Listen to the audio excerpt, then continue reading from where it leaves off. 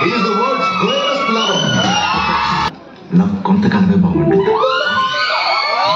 ఇంతమందిని ప్రేమించావు, అద్భుతంగా ప్రేమించావు, అయినా ఇప్పుడు నీ చేతిలో మిగిలింది ఏంటి?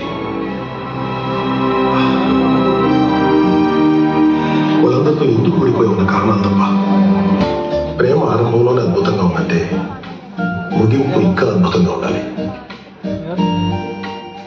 అలాంటి సముద్రవంత ప్రేమను చూడాలంటే జీవితపు చివరంచులని చూడగలం. కారణాలతో మిగిలిపోకూడదు. తన కోసం సాక్రిఫైస్ చేయడానికి నా దగ్గర మిగిలినది ఈ నేను మాత్రమే.